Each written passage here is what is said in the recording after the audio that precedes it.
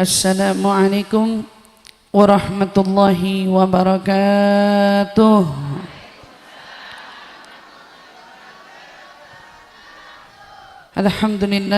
Alhamdulillahi rabbil alamin.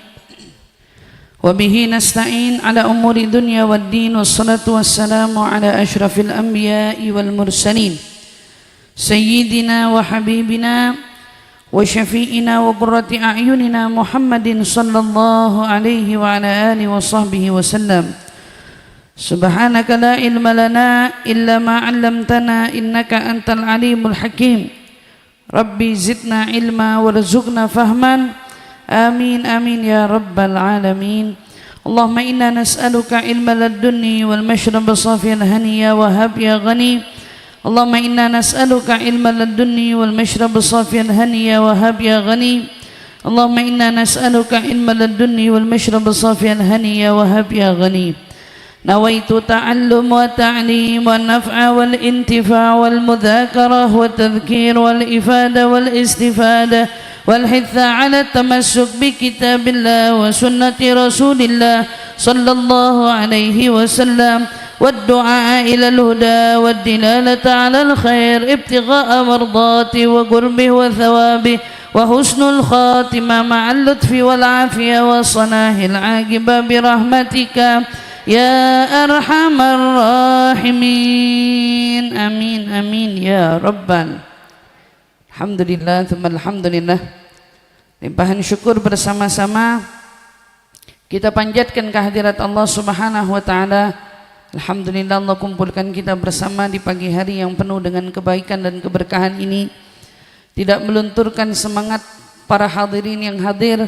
Alhamdulillah walaupun turunnya hujan, sejuknya nuansa di sekitar kita, enaknya duduk di rumah tidur-tiduran gitu ya.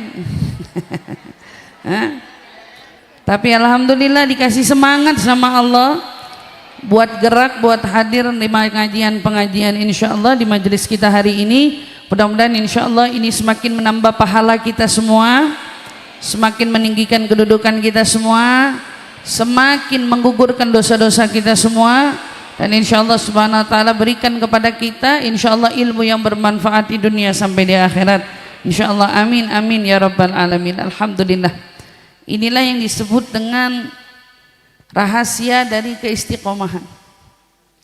Orang itu kalau udah istiqomah, dia nggak peduli apapun rintangannya, karena dorongan terkuatnya adalah menuju tempat yang dia dawamkan untuk datang di sana. Dan ketika dorongan kebaikan sudah lebih unggul di hati seseorang di antara kita, maka di situ menandakan bahwa ternyata kita ini adalah orang-orang yang telah diberikan oleh Allah Subhanahu wa taala kemampuan untuk kita bisa beristiqomah di jalannya. Makanya disebutkan al-istiqamah afdalul karomah. Istiqomah itu kan paling utamanya karomah. Orang yang jalan di atas air kalah sama orang yang bisa istiqomah untuk satu amal terus menerus dan tekun dia amalkan. Orang yang berkata dia hebat karena dia bisa terbang, itu kalah dengan orang yang bisa terus konsisten di dalam mengerjakan amal kebaikan. Dan alhamdulillah kemuliaan itu insyaallah Allah berikan kepada kita semua, yang mudah-mudahan insyaallah keistiqomahan ini dijaga, karena tujuan kita semua beristiqomah adalah agar kita semua itu bisa menjemput keistiqomahan yang paling kita dambakan, yaitu keistiqomahan untuk tetap menjadi orang baik sampai ajal Allah hampiri kita, ajal Allah datangkan kepada kita, dan kita dicabut nyawanya dalam husnul insyaallah. Amin amin ya rabbal alamin. Alhamdulillah lagi kita ini dikasih panutan dan contoh yang luar biasa. Lihat sosok Al-Mukarramah Al-Ustadzah Lulu Al-Habsyi, ini sudah lanjut usia, banyak bonusnya ya. Kalau beliau duduk aja di rumah udah cukup. Tetapi walaupun mungkin kondisi fisiknya sedang tidak betul-betul baik, tapi beliau tetap mau berusaha mengupayakan diri untuk hadir di majelis kebaikan kita ini. Nah, ini semua pasti semakin menambahkan keberkahan majelis kita, ya. Ustadzul Lulu Al-Habsyi, Umi Lulu, Maula Khaila, ya, kayaknya yang namanya Lulu ini ya. Mana nama Lulu langka lagi gitu. Yang namanya Lulu nih, Masya Allah. Mudah-mudahan insya Allah kehadiran mereka semua nambah keberkahan buat kita semua, insya Allah semakin mendekatkan kita kepada Allah dan Rasulnya, insya Allah. Amin amin ya rabbal alamin. Alhamdulillah, kita mau lanjut daripada kajian kitab Al-Ahadits Al-Qudsiyah, ya. Alhamdulillah kita sudah sampai di Al-Mau'izatu Tsaniyatu Asyrah, yang kita alhamdulillah sudah separuh ngebahas daripada nasihat ke-12 ini. Insyaallah nasihat-nasihat ini dapat menjadi bekal kita baik dalam mengarungi kehidupan, insyaallah juga sampai kita bertemu di akhirat. Insyaallah ini semua menjadi bekal yang menguntungkan kita semua. Amin amin ya rabbal. Kita mau lanjut, insyaallah mudah-mudahan ilmu ini bermanfaat untuk saya pribadi dan juga tentu untuk semuanya yang hadir. Bismillahirrahmanirrahim. Wa qala al-musannif rahimahumullah wa nafa'ana bi wa bi ulumi fid dharain amin. Qala Allah ta'ala ya Musa isma' ma aqul fal haqqu annahu man takabbara ala miskin hasyartuhu yaumal qiyamah ala suratid dar wa man tawadha'a lahu rafa'tahu fid dunya wal akhirah wa man ta'arrada li hatki sirri miskin hasyartuhu yaumal qiyamah ghaira mastur syarruh wa man ahana faqiran faqad barazani bil muharabah wa man yu'min bi safahathul malaikah fid dunya wal akhirah. Hadis qudsi ini beranjak dari firman Allah yang ditujukan kepada Nabi Musa, karena Allah mengawali kalimatnya dengan kata ya Musa. Apa yang Allah ingin sampaikan? Kata Allah isma' ma aqul, tolong dengarkan apa yang ingin ku sampaikan. Dengerin wahai Musa. Apa nih pesan Allah? Fal haq, sungguh benar, kata Allah, annahu sesungguhnya man takabbar ala miskin hasyartuhu yaumal qiyamah ala suratid dar. Barang siapa, katanya, yang sombong terhadap orang yang miskin, akan aku kumpulkan ia kelak di hari kiamat dalam bentuk semut yang kecil. Ini memberikan kepada kita peringatan tentang bahayanya at-takabbur, bahayanya sombong. Dan memang kata Sayyidina Syekh Abu Bakar bin Salim rahimahullah, beliau pernah berkata, kaifa takabbur lil 'abdi asluhu adama al-mautu talibuhu wal garburu lahu sakana. Bagaimana orang itu hidup di dunia itu bisa menjadi orang yang sombong? Ingat baik-baik, kamu tadinya nggak ada, kamu lalu ada. Kalau kita mau usut lagi, kita nih ada nggak tiba-tiba, tapi adanya melalui proses. Dan kalau diusut-usut, prosesnya itu memberitahukan kepada kita asal muasal kita hanya dari setetes air mani. Mau siapapun kita, hari ini mungkin diantara kita yang membedakan itu adalah di mata manusia status sosialnya. Di mata manusia status sosial dilihat, tapi tidak untuk di mata Allah. Mata Allah nggak lihat status sosial, mata Allah lihatnya bagaimana ketakwaan dan iman di hati kita. Tapi di sini kenapa Allah sebut man takabbar, siapa yang sombong terhadap siapa? Nah, berarti kan di sini memberitahukan kepada kita bahwa sebagian manusia memang fokusnya pada status sosial aja. Fokusnya sama status sosial. Makanya kenapa bisa ada yang merasa lebih dominan daripada yang lain? Kenapa ngerasa ada yang lebih unggul daripada yang lain? Karena mereka merasa keunggulan itu penting untuk ditonjolkan. Karena yang dicari perhatian manusia juga. Makanya dia pamernya sama manusia. Kan gitu. Tapi Allah ingetin, siapa di antara kamu yang menyombongkan diri di antara orang yang kamu tahu lebih sulit darimu, lebih nggak punya darimu. Artinya orang ini bukan arti miskin berarti miskin aja. Berarti dia tidak lebih unggul dari kamu. Simpel aja gitu. Dia tidak lebih punya darimu. Mungkin kamu punya ini, belum tentu dia punya juga yang sama seperti kamu. Berarti apa? Mau siapapun orang yang ada di hadapanmu, enggak sepatutnya kita merasa lebih unggul dari mereka yang lebih tidak punya daripada kita. Apa kata Allah? Kalau sampai ada yang lupa diri nih, lupa diri asal muasalnya dari mana, lupa diri kalau dia adalah hambaku, lupa diri kalau statusnya di mataku adalah apa, lupa diri kata Allah. Nanti di hari kiamat aku bangkitkan dia ala surah ad-dar, semut kecil. Kayaknya dibangkitin dalam wujud semut, bukan, dibangkitin dalam wujud dirinya merasa sungguh kecil,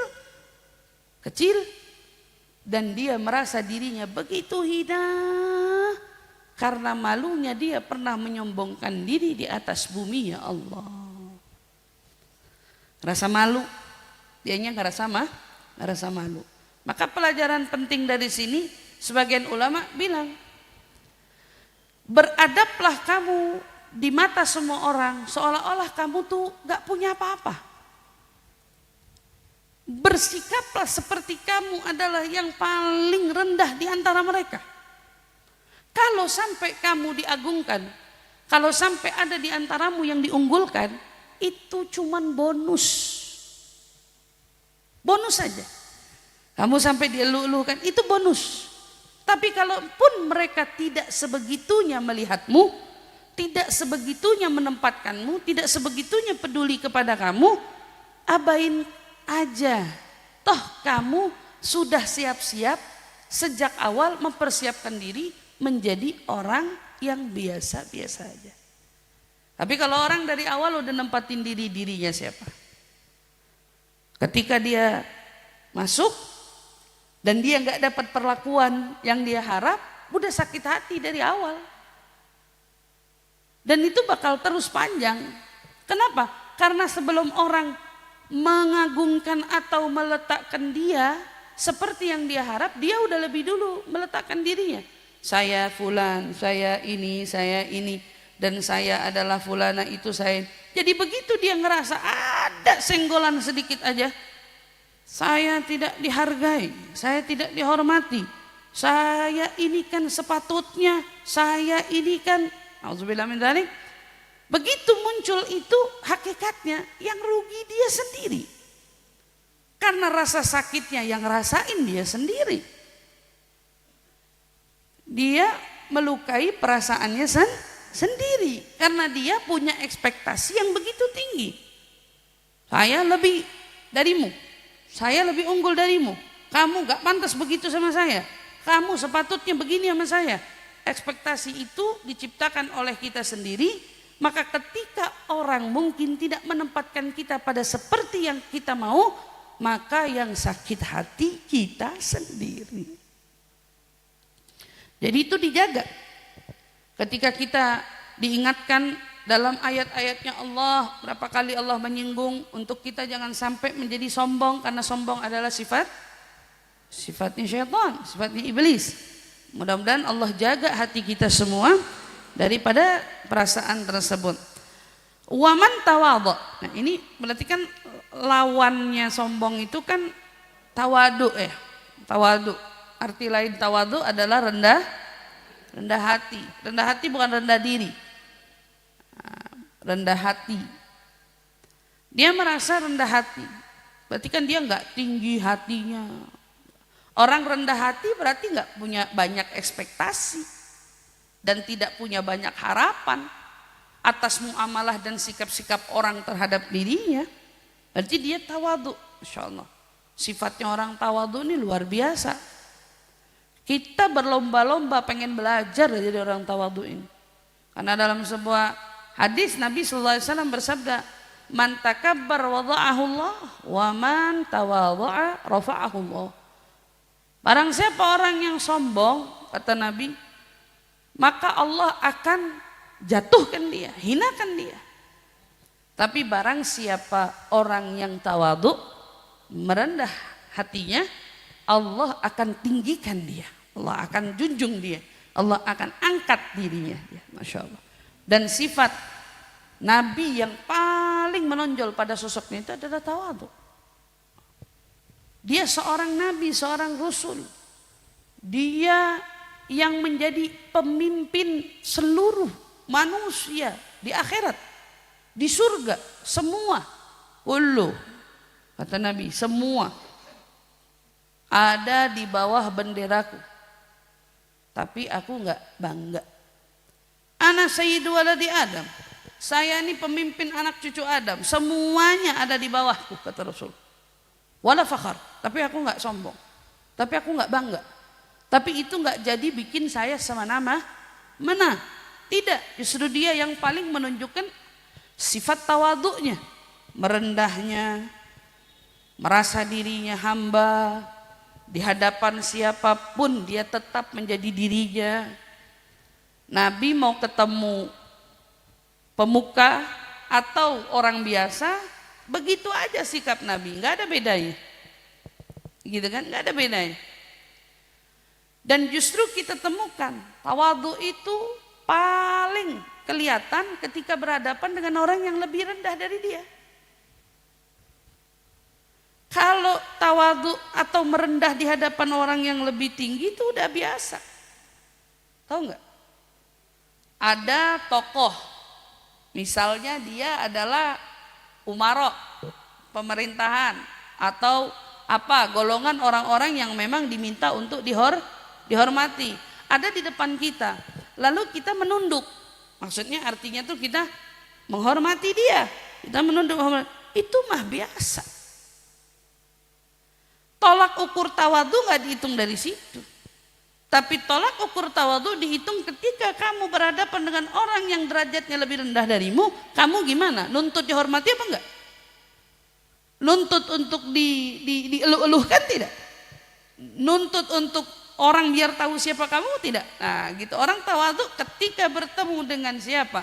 Dengan orang susah, dengan orang yang lemah, orang yang tidak berdaya, kamu menempatkan dirimu sebagai siapa di hadapan mereka. Makanya sifat yang paling menonjol dari Nabi, dia pemimpin tapi berbaurnya dengan ashabus suffah. Ashabus suffah ini siapa? Yang notabene-nya terbilang lebih bawah dari Nabi, lebih rendah dari Nabi, orang susah semua. Orang susah semua, tinggalnya aja jelas-jelas di mana? Di belakang Masjid Nabawi kan gitu. Nabi hari-hari dudukan sama mereka. Hari-hari lebih sering ngabisin waktu bersama dengan mereka, dan muamalahnya itu kelihatan sejauh mana tawadhu Nabi ketika ternyata kita temukan subhanallah muamalah Nabi dengan orang yang lebih, kalau kita bilang lebih bawah kedudukannya, tidak membuat mereka itu merasa takut, merasa malu, merasa minder, merasa gimana-gimana. Enggak, karena Nabi enggak pernah menunjukkan adanya perbedaan antara dia dengan mereka. Enggak. Ini kan yang bikin cerita yang begitu hebat. Kenapa seorang Julaibib orang biasa menjadi namanya terkenang-kenang sampai saat ini. Kalau mungkin kisah Julaibibnya doang, itu enggak jadi gimana-gimana. Tapi justru di balik kisah Julaibib ada sifat yang kita petik perlakuan Nabi kepada seorang Julaibib. Sahabat nih yang dikatakan nggak ada yang noleh, dianggap asing, Julaibib, Zuhair, yang katanya orang semuanya ketika itu hampir memandang sebelah mata, hampir nggak menoleh kepada mereka. Tetapi di balik kisah itu ada seorang Nabi yang peduli kepada mereka. Zuhair, Julaibib, bahkan seorang Sayyidina Abdullah bin Mas'ud satu ketika pernah manjat pohon, lalu tiba-tiba betisnya terlihat. Abdullah bin Mas'ud sahabat Nabi yang postur tubuhnya enggak pada umumnya. Yani dia lebih pendek, lebih kecil. Nah biasa orang kecil begitu kan, baik lengan, betis ataupun apa, lebih kecil juga, lebih pendek juga. Ketika dia masuk khilah, kecil banget dia punya betis, ya, dia punya betis kecil. Sebagian sahabat yadhakun, ketawa. Betisnya gitu ya. Kayak kita lagi ngetawain orang, umpamanya lagi kita ngetawain orang. Pak Nabi lihat bagaimana orang-orang di sekitar itu meremehkan atau mengejek seorang Sayyidina Abdullah bin Mas'ud. Maka Nabi kemudian berkata di tengah-tengah mereka yang sedang senda gurau, kalau kamu tahu itu betis jika ditimbang di dalam satu timbangan dan ditimbang seluruh amal perbuatan kalian semua, bahkan seluruh makhluk di bumi ini, la rajah, katanya bakal lebih berat timbangan dari betisnya Abdullah bin Mas'ud. Langsung disangkal sama Nabi. Ketika ada seorang wanita datang, dia itu ternyata mengaku bahwa dirinya berzina. Kita bisa kebayang gak sih? Ada orang ngelakuin maksiat, dia bisa ngaku sama Nabi. Itu kan berarti dia ngerasa nyaman betul sama Nabi. Berarti dia yakin Nabi itu gak nakutin. Berarti kan dari sini kita bisa nyimpulin, berarti orang kalau ngaku berbuat dosa sama Nabi, mereka justru merasa dituntun, dibimbing dan dinaungin. Bukan dibela ya, bukan. Mereka tahu akal pendosa ini, maksudnya satu wanita pernah berzina ini datang, ya Rasulullah, ini zanain. Rasul, saya telah berzina. Aku ingin taubat. Kamu hamil enggak? Iya, aku hamil sekarang. Pulanglah. Ketika kamu nanti sudah melahirkan, kembalilah lagi. Gituin nama Nabi. Pulang dia. Dia pulang, dia urus sampai selesai dia ngelahirin, dia lahiran, dia masih ingat kalau dia mau taubat. Dia datangin lagi Nabi. Rasulullah, aku baru saja melahirkan dan sekarang aku ingin taubat. Kata Rasulullah bilang, anakmu sama siapa? Ya jelas, gak ada yang ngurus. Pulanglah lagi. Setelah kau susui dia 2 tahun, datanglah lagi. Benar dia datang, habis disusuin, dikasih haknya anak itu, perempuan itu datang lagi, masih meminta untuk diadili. Ya Rasulullah, aku takut dengan pengadilan akhirat, adili aku di dunia agar di akhirat aku tidak lagi diadili. Mau taubat dia. Maka kata Rasulullah, sudah kamu tunaikan hakmu sebagai seorang ibu, menyusui anakmu sudah ya Rasulullah. Kalau begitu kita tegakkan kisosnya. Diadili sama Nabi SAW. Nah, sebagaimana kesalahannya ketika itu dia harus dikubur jasadnya, disisain kepalanya aja. Dan dibiarkan orang untuk menimpuki kepalanya sampai dia pun meninggal dunia. Karena kisahnya gitu. Ditegakkan hukumannya. Itu dikubur separuh badannya, dibiarkan lehernya. Sahabat yang ke sekitar itu nimpukin dia. Mulai nimpukin dia dengan batu sampai dianya meninggal dunia. Fadzakal wagad. Pas ada orang nimpuk, salah satu dari mereka yang nimpuk, batunya mungkin agak cukup besar, mengena ke bagian kepala dia, otak dia, yang kemudian itu membuat bocor kepalanya, cipratan dari darahnya atau mungkin mukhnya, otaknya mengenai sebagian orang yang ada di sana. Begitu cipratan dia itu ngena, dia merasa jijik. Rahmatnya Nabi itu luas sekali. Cipratan kena dan dia nunjukin ekspresi muka nggak suka, merasa jijik dengan darah yang terciprat itu atau dengan kotoran yang terciprat itu, merasa jijik. Para Rasul begitu ngelihat, Mama Alim, kamu tahu kalau seumpamanya dari kutrat tetesan darah dia nih yang taubat ini ditimbang dengan seluruh amal orang di muka bumi ini, setetes darah dia lebih unggul daripada darahnya kalian semua, daripada amal ibadah kalian semua. yakni selalu ditunjukin nama Nabi bahwa sikap merasa diri lebih, bahkan dengan hanya merasa apa gitu ya, kayak ngeremehin, kayak ngegampangin, itu tuh segitu nggak dibenarkan oleh Nabi SAW. Nabi tidak membenarkan sikap. Artinya Nabi langsung menegur sahabatnya untuk jangan sekali-sekali kau remehkan orang. Walaupun mungkin yang kau lihat dia ini mungkin pendosa yang melakukan kemaksiatan, tapi dia sedang ditegakkan keadilan, sedang diadili, sedang dihukumi. Jangan pernah sekali-sekali kamu ngerasa begitu. Subhanallah. Nah, ini jadi pelajaran berharga bagi kita. Maka dibilang waman tawadha'a lahu rafa'tuhu fid dunya wal akhirah. Siapa orang yang justru punya sifat tawadhu? Kata Allah SWT, akan kuangkat dia, kutinggikan derajat dia, kumuliakan dia di dunia sampai di akhirat. Wa man ta'arrada li hatki sirri miskin hasyartuhu yaumal qiyamah ghaira masturin. Barang siapa orang yang membeberkan rahasia orang lemah, orang susah, orang yang tidak berdaya, ya, orang miskin, punya aib, lalu menjadi topik pembahasan, bahan ceritaan, gitu ya. Kelak di hari kiamat akan apa? Akan kubeberkan rahasianya. Ini tidak hanya untuk golongan lemah, tetapi rahasia siapapun. Kalau kita jadi orang gampangan untuk ngebuka rahasia orang atau ngebuka aib orang, ya resikonya aib kita akan dibuka oleh Allah Subhanahu wa taala. Naudzubillah min dzalik. Itu sudah sesuai dengan apa yang Nabi SAW tekankan kepada kita. Man satara aib akhi satarallahu aibahu yaumal qiyamah. Siapa yang menutup aib saudaranya, niscaya aib dia akan Allah tutup pada hari kiamat. Nggak ada yang tahu aibnya, nggak ada yang tahu kekurangannya, hanya antara dia dengan Allah aja. Kenapa? Karena di dunianya dia biasa nutupin aibnya orang.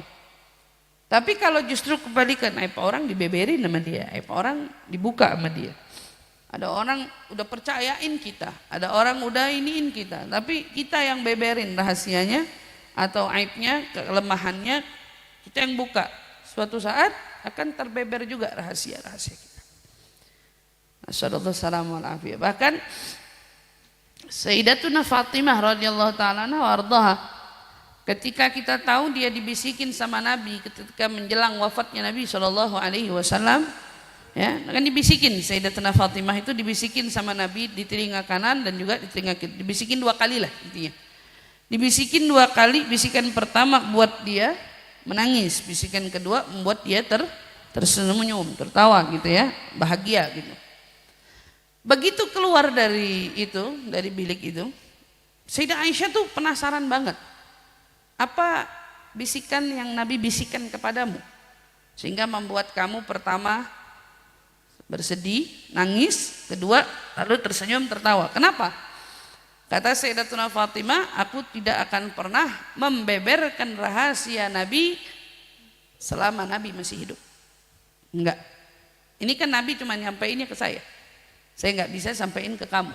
Gitu kata Sayyidatuna Fatimah. Enggak, saya enggak mau ngomongin ke kamu. Kemudian enggak lama selang berapa lama Nabi meninggal kan. Dari kejadian itu Nabi SAW meninggal. Maka setelah Nabi meninggal, Sayyidah Aisyah tuh masih penasaran, emang apa sih yang dibisikin nama Nabi? Nabi ini bisikin apa? Ditanya lagi Sayyidah Fatimah, apa yang dibisikkan Nabi? Nah, kata Sayyidatuna Fatimah bilang, kemarin Nabi masih hidup dan aku gak boleh bubarkan aibnya Nabi ketika dia masih hidup. Apa tuh? Nabi kan ngajak ngomong Sayyidah Fatimah, dibilang, ajalku telah dekat. Ajal saya udah dekat wahai Fatimah. Nangis Sayyidah Fatimah. Begitu bisikan yang kedua dipanggil lagi, Nabi bilang bahwa kamu adalah keluarga yang pertama akan menyusul aku. Ya, di dunia nggak bisa jauh, di akhirat Nabi juga kayaknya nggak mau jauh-jauh dari Sayyidah Fatimah, pengennya cepat. Makanya nggak selang berapa lama disusul oleh Sayyidatuna Fatimah radhiyallahu anha. Segitu aja, itu kan hal biasa. Tapi nggak mau dibeberin sama Sayyidah Fatimah. Dan begitu juga sahabat Nabi. Ada beberapa di antara mereka yang Rasulullah SAW tuh menceritakan apa yang Nabi ceritakan, yang Nabi bilang jaga ceritaku ini jangan kau buka. Gak usah kau buka. Mereka simpan. Ada beberapa sahabat, anak lupa, ingat gak? Man sahib sirri Rasulullah. Ada. Ada sahabat Nabi yang punya julukan langsung, lupa, dia adalah pemegang rahasianya Rasulullah. Bahkan ada sahabat yang Nabi nggak kasih tahu kepada semua sahabatnya dia munafik, dia munafik, dia munafik, kecuali ada satu orang. Saya juga lupa nih nama sahabatnya. Nabi cuma ngomong sama dia doang. Sahabatku yang munafik dia. Nah, ada di kalangan mereka orang-orang munafikin. Orang-orang munafikin. Sama Nabi dikasih tahu yang munafik ini gitu. Ya. Siapa? Hudzaifah. Hudzaifah yang tahu orang-orang munafikin. Ini. Sama Nabi dikasih tahu. Karena Nabi itu punya prinsip nggak akan mensolati jenazah orang munafik. Orang munafik nggak bakal disolatin jenazahnya sama Nabi. Maka sahabat udah paham kalau ada dari kalangan diantara seseorang meninggal dunia lalu Nabi nggak sholatin, ya berarti orang itu orang munafik. Tapi nggak pernah dibuka. Setelah Nabi meninggal dunia, bingung orang munafik ini siapa? Karena ketika itu yang pernah dikasih itu cuma satu orang. Kata Sayyidina Umar bin Khattab, aku selalu mengamati si Hudzaifah ini. Kalau Hudzaifah ikut sholat jenazah yang meninggal, berarti orang itu tidak munafik. Tapi kalau Hudzaifah ngilang nih, Hudzaifah nggak ada, oh berarti orang ini munafik, aku nggak akan sholatin juga. Karena dibisikinnya sama Nabi dia doang, yang munafik fulan. Sampai segitunya. Ya ini kalau Nabi mau bisa aja Nabi kasih tahu. Buktinya sampai sekarang aja kita nggak tahu nama-namanya siapa-siapanya. Dijaga sama Nabi. Dan begitu juga kita. Kita pun diminta untuk siapapun, wabil khusus orang yang kita tahu lemah, tak berdaya, nggak punya kuasa, membela diri, dan dia pun memang kita tahu mungkin dia dalam kondisi yang tidak baik, kondisi yang tidak benar.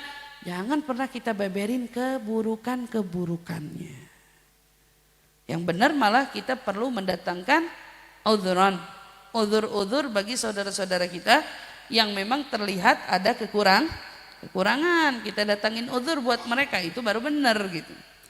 Kemudian waman yu'min bi safahathul malaika fid dunya wal akhirah.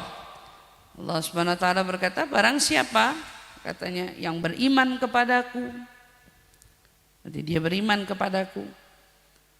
Nah, setelah dia beriman kepadaku apa? Maka nanti para malaikat akan bersalaman dengan dia di dunia dan di akhirat. Yani dia akan safahatun malaikah, dia bakal dirangkul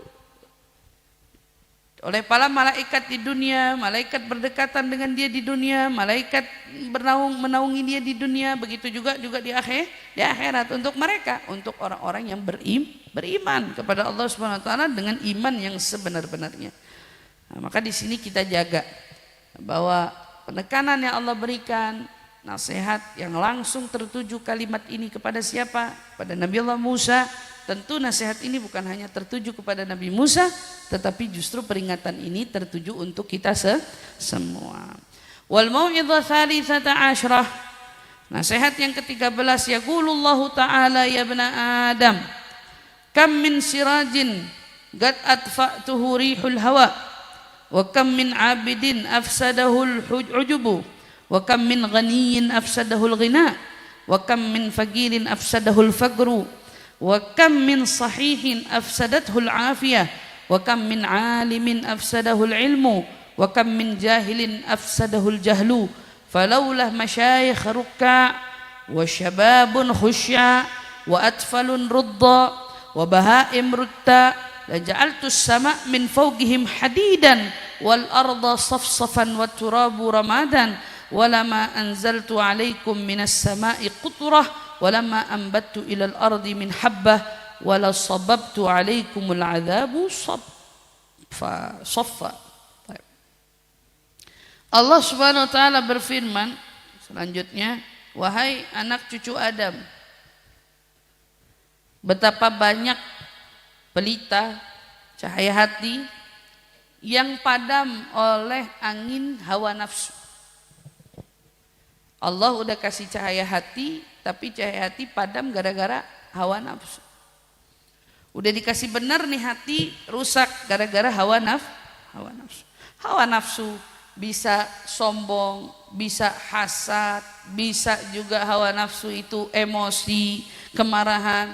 Hawa nafsu bisa macam-macam. Yani dia merusak cahaya yang sudah masuk ke dalam hatinya hanya untuk kesenangan sesaat dari dorongan hawa nafsunya. Kata Allah, berapa banyak orang yang kayak gitu? Banyak kalau dihitung. Ini orang udah dikasih petunjuk, udah dikasih kebenaran, udah dikasih kebaikan, dia terjerumus oleh emosi sesaat. Dia terjerumus oleh dorongan hawa nafsu sesaat yang menjerumuskan dia. Naudzubillah min dzalik. Kita nggak sadar. Mungkin bisa kita, mungkin orang, tapi yang pasti kelemahan yang dimaksud di sini lemahnya hawa nafsu. Wa kam min abidin afsadahul ujub. Berapa banyak orang ahli ibadah, sholat, tapi celaka karena ujubnya, karena rasa sombong dalam dirinya.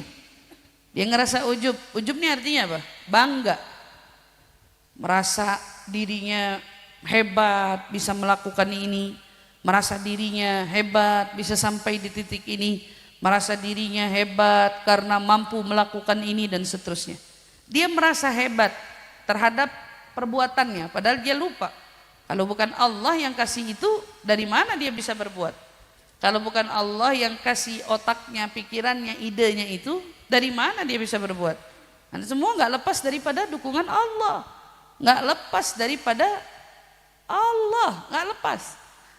Tapi amal ibadah dia rusak karena ujubnya. Kam min abidin afsadahul ujub. Makanya kita nih Bu, mau berapa banyak pun ibadah yang kita lakuin, pokoknya jangan pernah datang di hati kita udah banyak. Kayaknya udah kebanyakan. Kamu mau stop boleh, tapi jangan sampai ngerasa di titik berasa kebanyakan. Kamu gak kuat nih, aduh kayaknya saya keteter nih, punya wirid. Berasa keteter punya wirid, keteter, kamu mau stop, mau berhenti, mau ngurangin pada hitungan, pada bilangan yang kamu rasa kamu sanggupnya di situ, gak apa-apa, tapi jangan pernah ngerasa kebanyakan. Saya kayaknya udah kebanyakan, dari mana kebanyakannya? Karena kalau dihitung banyaknya ibadah orang-orang soleh, kita nih gak ada sujung kukunya, gak ada sujung kukunya. Orang soleh bisa ibadah semalaman suntuk, bisa ngerjain ibadah sebegitu rajinnya sampai berdiri, sampai subuh, Quran, khatam sekian banyak. Lah kita, jadi kalau begitu ngukur sama ibadah-ibadah mereka tuh bingung kita. Rasulullah pernah sholat, dalam riwayat beliau baca sholat surat Al-Baqarah, lanjut surat Ali Imran, lanjut sampai surat An-Nisa. Kita mikir nggak itu berdirinya berapa lama? Al-Baqarah aja nggak kebayang. Kita coba begitu lagi sholat rame-rame berjamaah, tahu-tahu imamnya mengawali surat Kahfi. Kita langsung shock mendadak, ya Allah dia baca Kahfi. Gitu.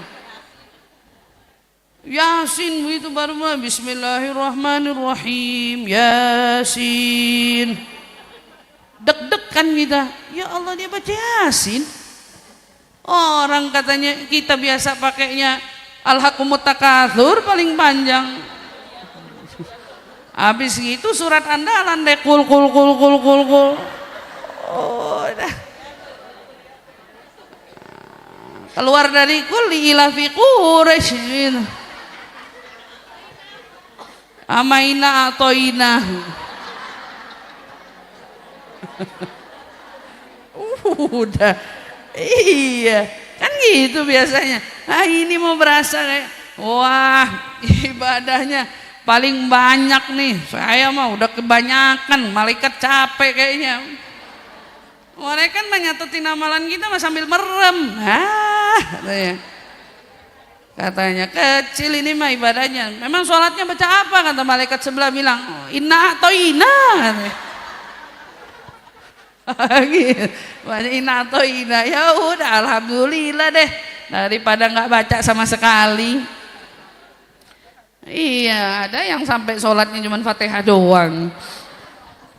Subhanallah. Nah itu kita ngebayangin Nabi siapa, para sahabat ya ridwanullah alaihim ajmain, mereka dengan getolnya para kaum sholihin belum jauh dari kita, belum jauh. Dan contoh utamalah di depan mata kita orang-orang saleh, Sayyidil Habib Umar misalnya ya, Baba Nur, kita lihat emang pakai mata kita, kok nggak capek-capek nih orang.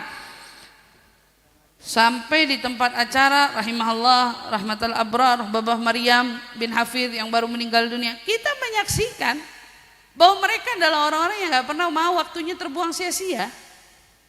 Mereka nggak mau sedetik pun waktunya terbuang sia-sia, nggak mau. Nggak mau sama sekali. Ya Allah, kayak sampai kita bingung. Jadi tidurnya tuh bukan tidur pakai rencana. Kalau kita kan tidur pakai rencana. Ini mau tidur, gitu ya. Mempersiapkan diri mau tidurnya, perpelennya kan kita nih banyak gitu. Bahkan kadang-kadang udah ancar-ancar nih jam segini kita belum tidur. Ayo kita siap-siap. Pakai oil ini, pakai itu, pakai ini, pakai segalanya. Buat apa? Biar tidur kan ya. Kita kalau tidur pakai rencana, tapi kalau mereka tidurnya nggak lagi terencana. Tidurnya itu tidak lagi terencana. Kenapa? Karena saking letihnya, maka mereka bisa terlelap tidur bahkan di tengah-tengah sedang mengajar. Karena tidurnya nggak pernah pakai rencana. Malam-malam itu lagi ngomong-ngomong sama kita, tahu hilang. Nggak rencana tidurnya, nggak ada rencana. Karena begitu kebangun jam berapa panik. Tidur 1 jam aja udah kayak ngecas 10 jam. Kita tidur 3 jam kurang, 4 jam kurang, 5 jam kurang, 6 jam kurang, 7 jam kurang. Oke, iya masih mau tidur aja bawaannya. Apalagi ini begini-begini ya. Makanya kalau saya nggak sedikit ngelucu-ngelucu nih, ibu-ibu pules nih takutnya. Iya, saya takut ibu-ibu pules gitu. Udah dingin, AC-nya dingin lagi. Saya kedinginan di sini. Masya Allah, tabarakallah. Ala kulli hal. Jadi begitu. Maka kita ingat bahwa berapa banyak orang tuh kesalahan mereka karena merasa telah banyak berbuat, telah banyak memberi, telah banyak berbuat tuh jangan pernah tuh ada dalam pikiran kita. Kalau mau kita sudahi, udah cukup saya segini dulu. Bukan ngerasa wah udah kebanyakan ini saya ngasih, bukan. Sudahi, tapi jangan pernah merasa cukup banyak, terlalu banyak. Nggak ada terlalu banyak, karena orang yang sedekah infaknya lebih banyak dari kita banyak. Saya mau ngasihnya segini, kan enak gitu, emang segini ya, emang itu kadar legowonya hatimu, kadar lapangnya hatimu, segitu, ya udah, nggak salah juga. Tapi begitu kamu merasa kebanyakan segini, bingung. Orang yang lebih banyak tuh banyak. Orang yang ngasih la yakhaf laumata laim juga banyak, nggak takut miskin banyak gitu. Ada orang ngasih sampai nggak punya kira-kira tuh banyak. Nah kita jadi jangan merasa lebih. Wah wajib mulu. Kalau kamu punya fursahnya nikmatin. Kamu punya kesempatannya, kebetulan punya suami nggak rewel, atau jangan-jangan udah janda gitu misalnya, suami nggak ada tanggung jawab, anak-anak pada gede-gede, kata ibu-ibu saya suka tanya, Bu ngaji mulu, anaknya di mana? Pondok Ustazah, pondok katanya. Oh ternyata orang-orang free ini, orang-orang bebas, Kamu punya fursahnya, kamu punya kesempatannya, atau kamu punya suami tapi suami kamu nggak urus. Suami kamu nggak ngambil pusing, anak-anak kamu juga bukan anak-anak yang perlu diklonin misalnya. Ya udah, ngaji aja, nggak usah kepikiran dengan istilah kebanyakan. Orang minum vitamin aja sehari sekali, bukan 3 kali. Ini ngaji sehari 3 kali, awas mabok. Nggak ada yang kebanyakan, karena sejatinya jujur aja nih, ibu ngaji nih hari ini, saya ngomong sejam, yang ibu ingat kira-kira berapa banyak ya? Saya ngomong sejam ke sono kemari, yang ketangkep yang kecatet. Nah, ini antara yang nyatet mungkin banyakan yang apa, yang dengerin doang gitu. Ya keinget berapa insya Allah, tapi saya yakin yang ada di sini pada pinter-pinter. Albert Einstein aja kalah semuanya, pinter-pinter semuanya gitu. Ya, kalau inget ya, insya Allah dapat sirnya Imam Syafi'i, sirnya Imam Ghazali, ya sirnya para kaum fuqaha wal mufassirun yang luar biasa dari golongan-golongan masyayikh kita yang begitu dengan antusias menyebarluaskan agama ini untuk kita. Mudah-mudahan kita dapat keberkahan dari mereka semua, insyaallah, amin ya rabbal alamin. Nah, maka orang ahli ibadah rusak karena ujubnya. Wa kam min ghaniyin afsadahul ghina. Dan ternyata berapa banyak juga ya orang yang kaya, punya banyak, tetapi celaka karena saking banyak kekayaan. Celakanya apa? Banyak kekayaannya sampai bikin dia nggak tahu lagi mau diapain itu, nggak tahu lagi mau diapain, dikemanain, sehingga membuat apa yang dia punya menjadi hanya terbengkalai saja. Kenapa dibilang afsadah? Rusak. Karena kamu punya itu, ngeluarinnya pakai angka, ini bukan dapat cuma-cuma, kamu ngeluarinnya pakai sesuatu, tapi kamu tidak meraih keuntungan dari tempatmu itu. Lah di dunia, lah di akhirat. Di akhiratnya, sayang. Afsadahul ghina, bisa karena kekayaannya membuat dia buta, membuat dia lupa, membuat dia lalai, membuat dia apa. Nah ini ditekenin, hati-hati. Jangan sampai kita diberi oleh Allah tetapi kita lupa untuk bagaimana membuat kita beruntung karena pemberian Allah tersebut. Wa kam min faqirin afsadahul faqru. Begitu juga berapa banyak orang-orang fakir, miskin, orang susah, celaka dari saking miskinnya, dari saking fakirnya. Udah fakir berarti derajatnya lebih susah daripada miskin, gitu kan? Berarti dia fakir banget ini, lebih dari miskin, tapi dia celaka karena saking miskinnya, karena saking fakirnya. Kok bisa? Ya kadal faqra an yakuna kufran, kata Sayyidina Ali bin Abi Thalib. Hampir-hampir orang fakir itu menjadi orang kafir. Kenapa? Karena begitu mereka ada pada titik krisis yang teramat dalam, teramat sangat, mereka tuh kadang-kadang sampai rela memperjualbelikan agamanya.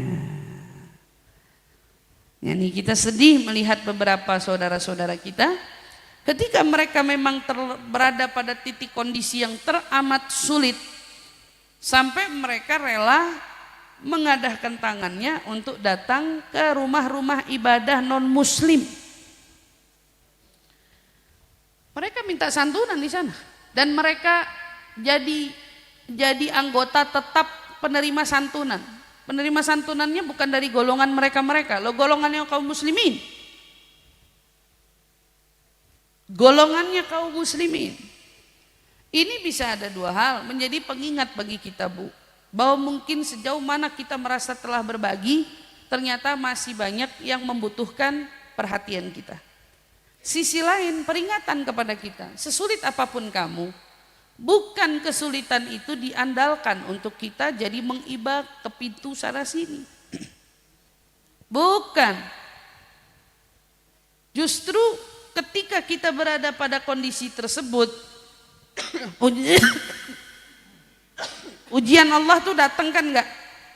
Kita enggak tahu ya kapan datangnya, naudzubillah min dzalik, Allah jaga kita semua. Ketika situasinya naudzubillah seperti itu, yang perlu dijaga apa? Jangan sampai nih karena kesulitan ini saya melepaskan sifat-sifat luhur yang ada pada diri saya selama ini. Apa? Al-istighna'u 'anin nas, merasa diri selama ini kan kita nih enggak butuh sama orang. Tapi ketika kita berada di titik itu, orang kayaknya kita butuhin semuanya. Kita hubungin, yang kita minta apa? Minta ibanya mereka, minta perhatian mereka, minta uluran bantuan mereka, minta dan seterusnya. Padahal orang-orang minta ini punya bab sendiri nih urusan ini. Betapa malunya dia sama Allah. Wabil khusus di yaumul qiyamah, karena di dunianya sering meminta-minta ke sana sini. Kita sedih, sedih betul. Makanya Bu, jujur ya, ketika kita melihat saudara-saudara kita duduk di majelis taklim, majelis ilmu, hanya mengadahkan tangan, intabeh, hati-hati. Kamu nggak diminta untuk begitu. Buat majelis taklim ini muhtaram, pengajian-pengajian itu mulia, terhormat. Kalau mau berdaganglah, kalau mau berjualanlah, jualan juga jangan ngoyo. Beli dong, beli dong, beli dong. Ya, kalau kamu yakin sama Allah dalam jualanmu, Allah pasti datangin pembeli untuk membeli daganganmu.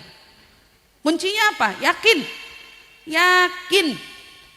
Yakin, rezeki pasti dibuka sama Allah, jalannya pasti dibuka sama Allah. Tapi jangan mengadah, jangan mengadah. Ini izahnya hormat Islam nih penting dijaga di sini. Jaga, itu pesan saya. Kemudian berapa banyak katanya? Kam min apa? Kam min sahihin afsadatul afiyah. Berapa banyak orang sehat, dari saking sehatnya dia pun celaka karena kesehatannya. Sehat tapi lupa, sehat lupa ibadah, sehat lupa deketin diri sama Allah, sehat lupa manfaatin sehatnya untuk mendekatkan diri kepada ajaran Rasulullah. Ketika sehat lupa, yang diingat hanya senang-senangnya aja, tapi dia lupa bahwa sehat ini amanah. Sehatmu itu amanah, yang mana diminta dengan sehat itu kamu bisa lebih mudah menjalankan ibadah. Karena hari ini orang yang sakit doanya minta, ya Allah sembuhkan sakitku agar aku nikmat menjalankan ibadahku. Dia udah bukan minta doa apa-apa lagi, mintanya doa sholatnya biar enak, hadir majelisnya biar kuat. Katanya dia minta dikasih kekuatan karena masih banyak keinginan untuk menghadiri tempat-tempat kebaikan. Nah yang sehat-sehat jangan sampai lupa. Yang sehat-sehat harus betul-betul dijaga. Itu setiap pagi kalau bisa ya, subuh-subuh tuh kita kan nggak lupa dalam doa yang kita baca wirdul latif. Allahumma inna nas'alukal afwa wal afiyah wal mu'afatad daimah fid dini wad dunya wal akhirah. Kita berdoa kepada Allah dikaruniakan kesehatan. Untuk apa tujuannya? Al-mu'afatu daimah, untuk fiddin wad dunya wal akhir. Sehat yang paling utama tujuannya untuk agama, kedua untuk dunia, lanjutannya akhirat. Kenapa? Karena sehatmu kalau cuma untuk dunia aja sayang betul, karena kamu bisa betul-betul memanfaatkan kepentingan agama ketika kamu di dunia, yaitu dalam sehat. Sholat jadi sempurna, terus mengerjakan apalagi ibadah-ibadah lainnya jadi sempurna. Kita ngerasa tumaknina, enak. Tapi coba begitu udah diuji sama Allah, lututnya, panggulnya, ya pinggangnya, umpamanya gitu. Kita rasain, kita ruku nggak bisa lama-lama. Saya nih sakit operasi misalnya kemarin, karena kita ngerasain, ya Allah, untuk menggerakkan tubuh ini untuk sholat, yang paling sedih kan kayak gitu. Gerakin tubuh ini untuk sholat, itulah yang bikin menjadi kendalanya. Sholat kita nih jadi nggak sempurna gitu. Begitu kita rindu pengen sujud, rindu pengen meletakkan dahi ini di tanah, rindu. Tapi seringkali perkara itu terbentur oleh situasi lutut yang tidak memungkinkan, keadaan yang tidak memungkinkan. Itu bukannya hal sederhana gitu, bukan hal sederhana. Makanya yang sehat-sehat itu dijaga, disyukurin nikmat itu, jangan sampai disia-siain, dijaga, karena itu semua nikmat Allah. Nikmat Allah, jangan sampai sehatnya malah bikin kita lupa, kita lalai. Subhanallah ya, ketika kita melihat banyak orang-orang mungkin ketika diperdengarkan di telinganya musik, lupa semua sakit kaki. semua bisa goyang. Tapi ternyata begitu kita urut-urut lah, yang goyang ini semuanya dengan semangatnya, begitu sholatnya duduk semua.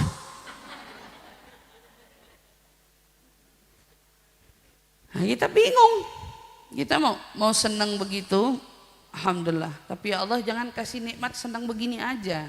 Saya juga pengen ngerasain senikmat ini ketika aku ibadah. Ketika aku ibadah, aku juga ngerasain nikmat kayak gini. Nikmatku bisa sempurna, nikmatku bisa betul-betul menguasai hatiku. Ketika bisa kita melakukan sholat dengan utuh, kita merasakan kepuasan yang tak terhingga di hati kita. Itu yang dikejar, Bu. Maka di sini diingetin berapa banyak orang sehat tapi rusak, celaka karena kesehatannya. Wa kam min alimin afsadahul ilmu. Ya Allah, berapa banyak orang alim, orang berilmu tapi celaka karena ilmunya sendiri. Nah, ini buat saya sendiri nih nasihat ini, dan juga tentunya buat siapapun yang mungkin kita dalam tahap belajar menuntut ilmu, akhirnya kita berilmu, jangan sampai ilmu itu membuat kita berada pada titik celaka karena lupa daratan karena ilmu. Yang paling sering terjadi itu apa sih? Yang paling sering terjadi itu adalah lalainya dengan ilmu itu karena lupa kepada yang menyampaikan ilmu. Itu yang paling sering. Kalau kamu tanya, ada dua orang yang tidak akan pernah hasut sama kamu, akan keberhasilanmu, akan kesuksesanmu. Pertama, orang tuamu. Gak ada orang tua yang hasut sama kesuksesan anak. Kalau ada orang tua yang hasut sama kesuksesan anak, kayaknya otaknya konslet. Karena rata-rata orang tua itu bahkan rela memberikan tahta loh. Orang tua rela memberikan tahta kepada anaknya karena disebut anak itu penerus. Orang tua. Jadi orang tua gak mungkin hasut dengan keberhasilan anak. Kedua adalah guru. Guru tidak mungkin hasut dengan keberhasilan murid. Tidak mungkin ada guru yang hasut dengan keberhasilan murid. Kalau muridnya benar. Kalau muridnya benar. Kalau muridnya nggak benar, ini yang jadi masalah. Kalau muridnya benar nggak mungkin. Kok bisa ya? Di zamannya Imam Malik bisa ada Imam Syafi'i. Di zamannya Imam Malik, di zamannya Imam Abu Hanifah benturan dengan zamannya Imam Malik. Imam Malik, Imam Syafi'i, Imam Ahmad bin Hanbal. Kok bisa seperti itu? Karena mereka bukan orang yang merasa tidak rela ketika muridnya berhasil. Murid berhasil itu kebanggaan bagi guru. Tapi yang banyak terjadi ketika banyak murid berhasil lupa sama guru. Itu yang jadi masalah. Itu yang jadi kendala. Wah, dulu nggak tahu apa-apa, nggak ngerti apa-apa, kan belajar gitu, dituntun, dibimbing. Ketika dia sudah mulai paham, ya sudah mulai mengerti, habis gitu lupa. Bahkan mungkin cenderung tidak menyempatkan diri untuk menghadiri majelis guru. Saya ketika Ubaba Nur datang, jujur Bu, ketika majelis saya itu bisa semua saya batalkan dan saya cancel, saya pasti cancel. Karena ketika ada dia, saya justru rindu untuk menuntut ilmu, rindu untuk terus belajar. Ketika saya mau uzur aja nih, mau izin, maafin saya nggak bisa datang karena saya ada majelis, saya malu loh ngomong begitu. Saya malu. Saya bela-belain ngomong itu sama beliau dengan kalimat, Babah, saya ada majelis di hari Senin bertepatan dengan acaramu di luar kota. Menurutmu saya batalin apa saya ini? Jamaahnya tuh rame. Dia ngundang saya kasih tahu dulu kedudukan situasinya, posisinya. Nanti dia bilang, "Khalas. Kalau gitu ketemu kamu nanti di Jakarta lagi." Saya lega gitu. Saya nggak ngerasa jadi kayak orang songong gitu. Saya nggak ngerasa jadi kayak orang songong. Itu pribadi saya. Saya nggak suruh orang-orang begitu juga. Terserah kalian punya cara. Kalian yang pada tahu gurunya masing-masing gitu. Tapi saya nggak bisa gitu, nggak bisa. Saya lebih memilih untuk gimana ya? Kayak kalau ngomong maafin, saya nggak bisa hadir majelis kamu, saya gara-gara saya ada majelis. Ya Allah, muka saya mau taruh mana? Gitu. Kayak nggak berani ngomongnya. Sungguh, saya nggak berani ngomong begitu pada beliau. Karena saya ngerasa kayak nggak sehebat itu juga lah orang saya juga bisa begini gara-gara dia gitu.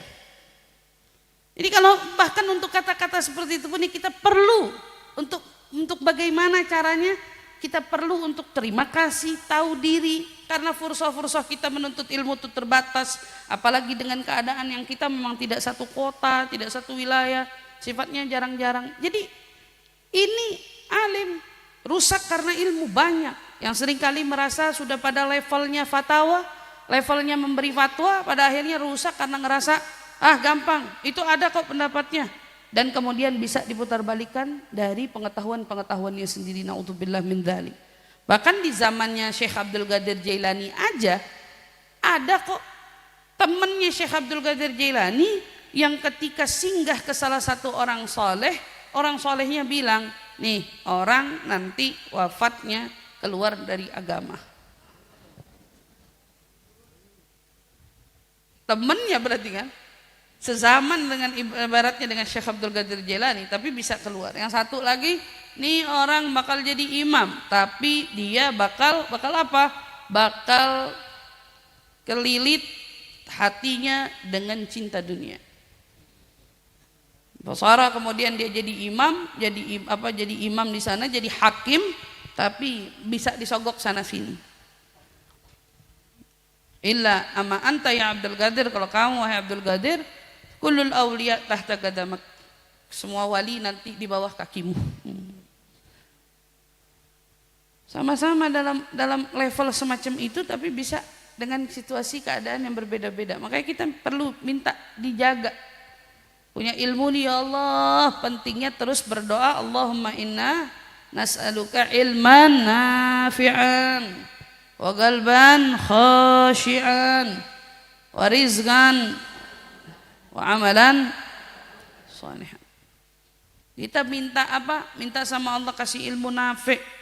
Nah, ilmu nafi' itu insya Allah nggak bikin kita lupa ilmu yang kasih Allah melalui lisan Rasulullah dan diantarkan dalam hidup kita cahaya penuntun, yaitu guru kita. Kalau bukan karena lisan-lisan mereka yang mengajak kepada kita ke kebaikan, kita nggak bakal tahu apa-apa sampai hari ini.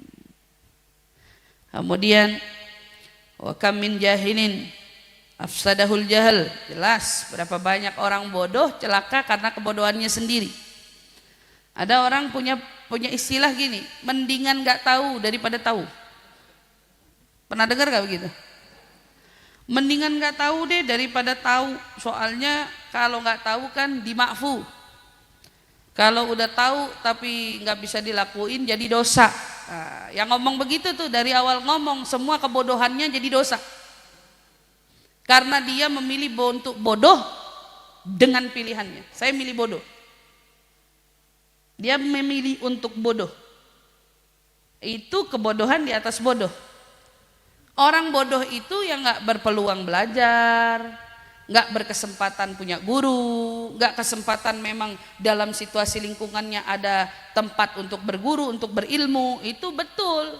Kita ngelihat ada pedalaman pedesaan kosong, awam, nggak ada guru, nggak ada pengajar, semua anak-anaknya tumbuh buta huruf, buta baca, nggak bisa nulis, nggak bisa. Itu benar orang bodoh, tapi itu keadaan yang mengantarkan dia pada situasi bodoh.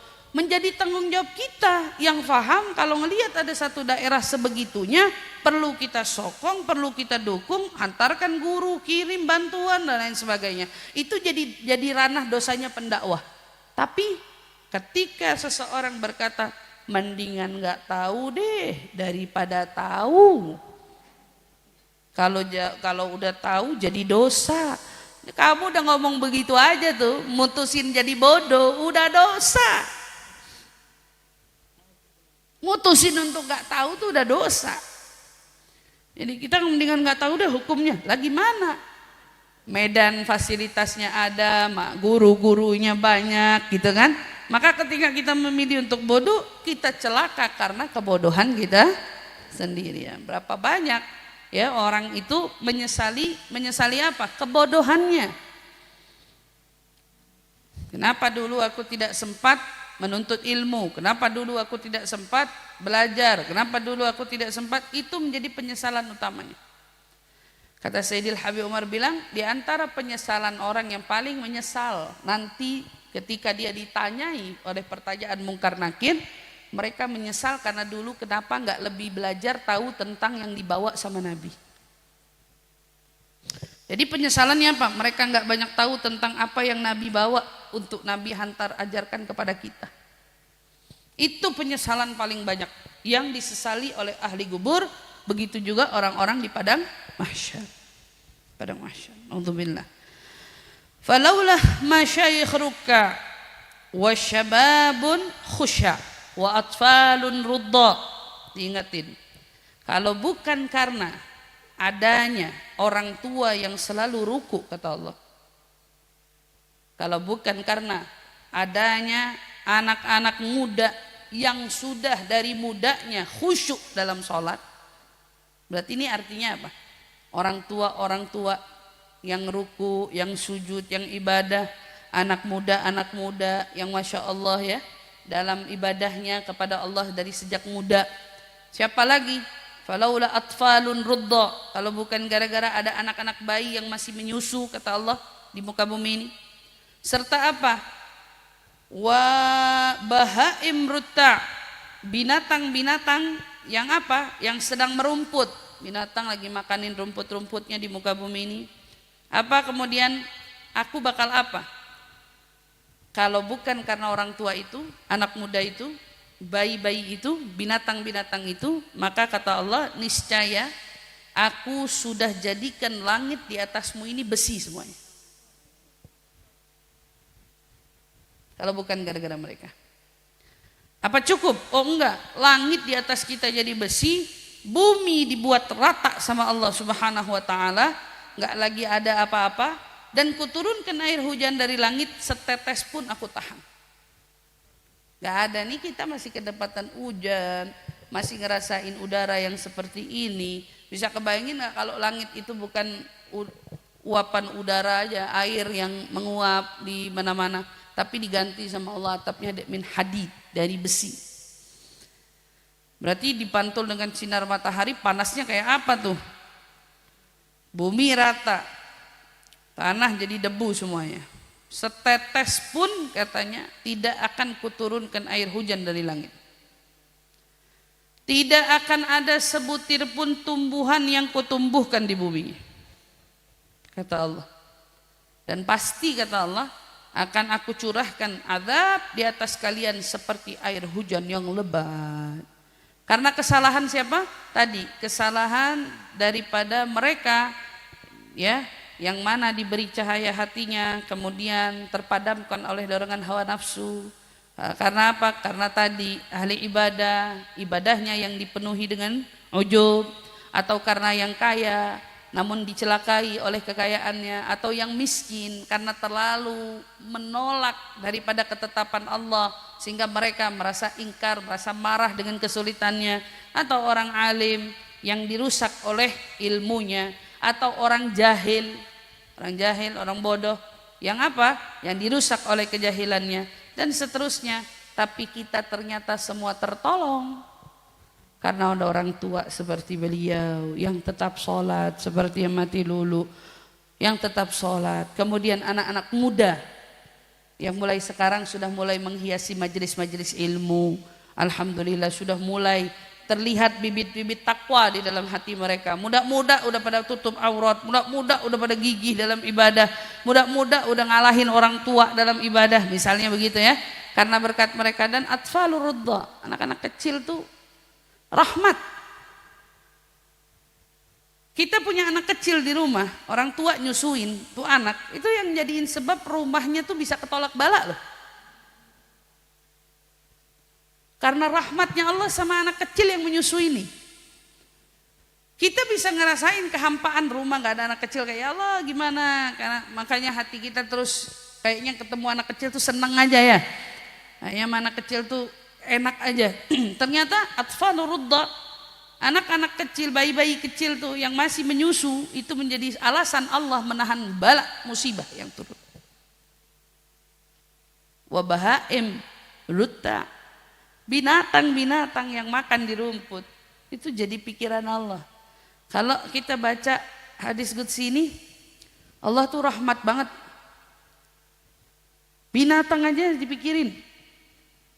Binatang dipikirin. Kalau sampai Allah sampai turunkan murka dan menjadi pelajaran berharga bagi kita, kita saksikan dengan mata kepala kita. Binatang seperti peristiwa bencana yang lalu, gajah ya terbawa oleh arus sampai harus meninggal dunia, sampai harus mati dia ya. Binatang-binatang tersebut. Artinya apa? Berarti kan Allah sudah tidak lagi melihat. Ada kurang nih yang menjadi pelajaran bagi kita. Farahmatin, yang udah ngerasa tua-tua banyakin ibadah. Yang muda-muda ayo getolin diri dalam ibadah. Anak-anak kecil jangan sampai diputus. Jangan ikut dengan pikiran orang sekarang itu. Udah capek. Anak kecil tuh rahmat. Binatang-binatang yang ada tuh semuanya menjadi rahmatnya Allah Subhanahu wa taala. Kalau bukan karena mereka, nggak ada setetes air yang turun lagi di bumi ini, dan nggak ada lagi yang bakal Allah tumbuhin di atas muka bumi ini. Naudzubillah min. Semoga Allah jaga kita semua, Allah lindungin kita semua. Allah Subhanahu wa taala berikan kepada kita dan hati kita semua insyaallah, mudah-mudahan untuk selalu ditanamkan keimanan di dalam hati kita kepada ajaran Allah dan ajaran Rasul sallallahu alaihi wa ala alihi wasallam. Amin amin ya rabbal alamin.